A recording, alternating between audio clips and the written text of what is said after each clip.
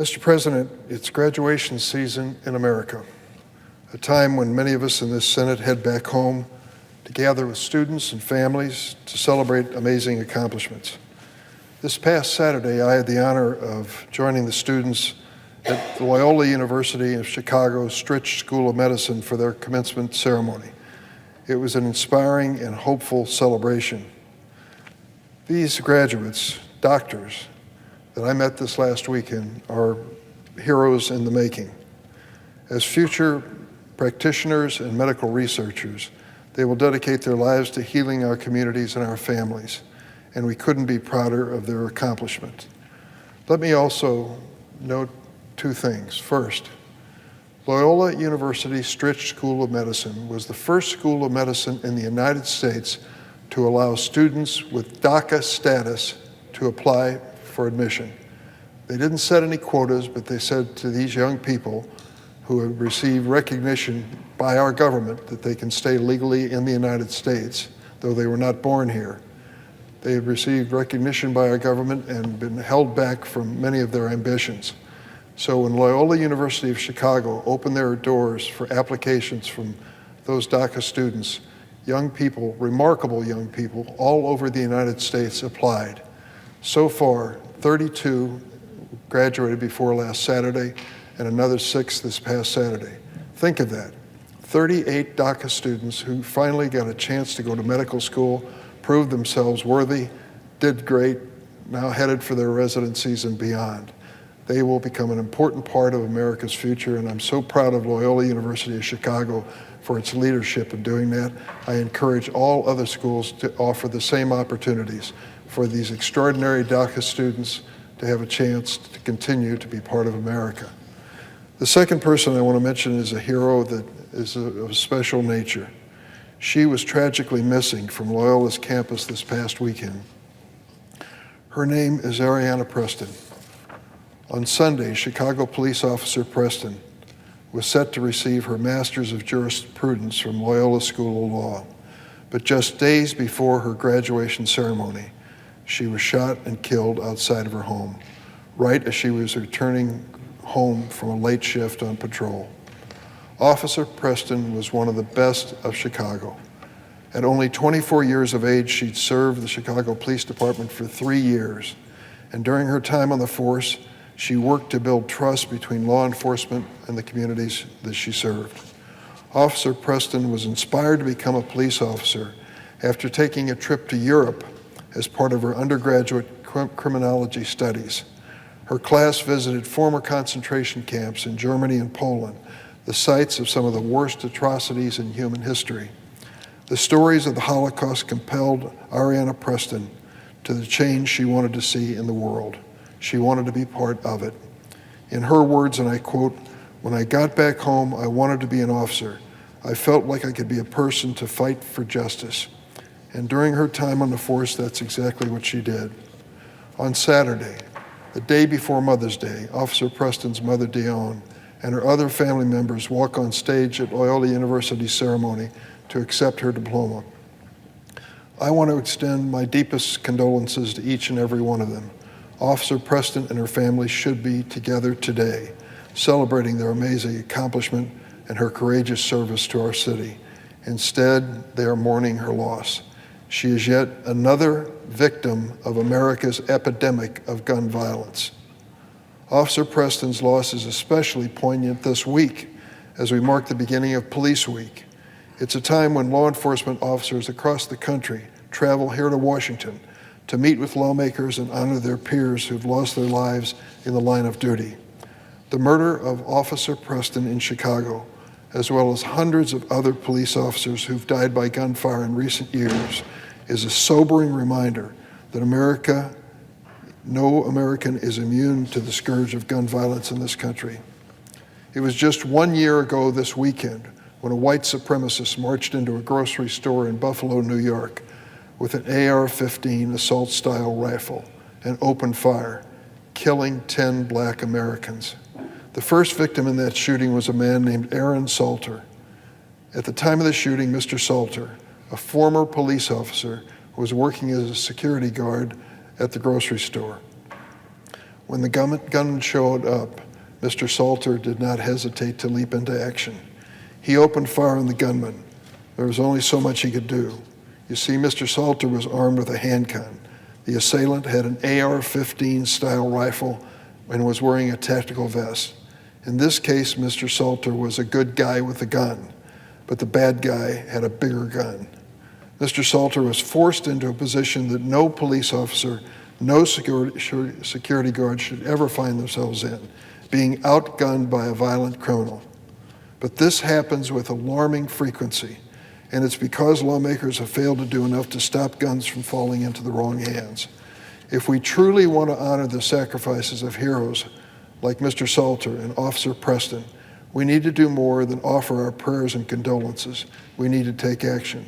And at this point, I want to salute you, Mr. President, because you and your wife and family have worked so hard to make this issue an important part of our agenda in America. In the year since the mass shooting in Buffalo, we've seen more than 650 mass shootings across America. Mass shooting takes place when 4 people are either killed or wounded in one incident. During that period, more than 40,000 of our fellow citizens have died from gunfire, which is now the #1 killer of our nation's children. The #1 killer of children under the age of 18 in America is gun violence. That's a fact. Time and again, we hear lawmakers argue in Washington and other places that guns really aren't the problem. Often they claim the real problem is mental illness. Well, here's the truth. Every nation on earth struggles with mental illness, but America is the only advanced nation that sees more mass shootings than there are days in a year. I want to deal with mental illness honestly, but to say that is the problem alone is to ignore the obvious. Last year, the Senate Judiciary Committee, which I chair, held a hearing on the crisis of gun violence in America. One of the witnesses we heard was the former Phoenix Police Chief, Jerry Williams. During that hearing, Chief Williams told the committee that our nation's gun laws are failing members of law enforcement like her. Here's what she said, and I quote, "We are outgunned, we're outmanned, we're outstaffed. We do need responsible gun legislation. There should be a ban on assault weapons and high-capacity magazines in order for us to properly serve and protect our communities." Chief Williams was right. Smart gun safety laws work. We've even had recent proof of it. Last year, this Senate finally passed the bipartisan Safer Communities Act, the most important gun safety law in nearly 30 years. Thanks to that law, the Justice Department is able to perform enhanced background checks on buyers under the age of 21. According to the Department of Justice, these enhanced background checks have already prevented more than 160 firearms from falling into potentially dangerous hands. But that's not enough. We need to do more. Without more robust legislation like reining in assault weapons, we're not going to make the progress we need in protecting the lives of our families and communities. Mr. President, Friday afternoon, I had a visit in my Chicago office from 4 people. 1 was a mom, and 3 were pediatricians from the Highland Park community area north of Chicago.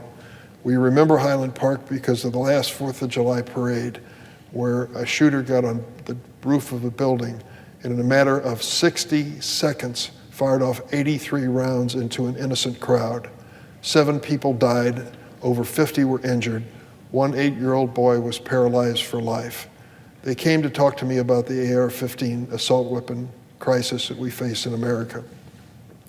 What they said to me, I cannot repeat on the floor of the Senate, because they went into graphic, painful detail of what an AR-15 weapon does to the human body, and particularly what it does to children. Those small bodies, those compact little bodies, hit by an AR-15 round are forever damaged, and some of them in an impossible situation when it comes to medical care. They talked about the fact that, and we hear this so often, at the scene of these mass shootings, particularly in schools, when they collect DNA evidence from the parents to identify what's left of the body of the children after the assault weapons have been fired into their bodies. That is just a horrible thing, unimaginable thing when it comes to imagining your own children or grandchildren and what might happen to them. This mother who came as part of this group, which is known as March 4th, broke down in tears and told me that every single day now, since Highland Park a year ago, she worries about sending her kids to school. Will this be the day that they don't come home? No family, no parent, no grandparent should ever face that fear as we do in America, uniquely in America, because of the bewildering explanation of our Second Amendment. Unfortunately, instead of moving forward on sensible gun safety laws, some people in the other party would move backwards. Right now, the House MAGA majority is trying to erase a regulation that restricts braces that turn pistols into short-barreled rifles. That is the same kind of weapon carried by mass shooters in Dayton, Ohio, Boulder, Colorado, and recently in Nashville, Tennessee. These weapons are a danger to law enforcement and ordinary citizens. And now this Republican effort in the House wants to make it easier to access these deadly weapons, not harder. Does that make any sense at all? Moreover, at this very moment, MAGA Republicans are threatening to default on America's debt unless we pass Speaker McCarthy's bill to wipe out 30,000 law enforcement jobs. Talk about defunding the police. The McCarthy approach in making deep budget cuts not only affects the number of law enforcement who are on the beat trying to protect us every single day, but also makes a 25% cut in medical research in this country, something that is essential for every family's future. That's right, House Republicans threatening to trigger an economic crisis unless Democrats support their proposal to defund the police and basically eviscerate medical research in this country.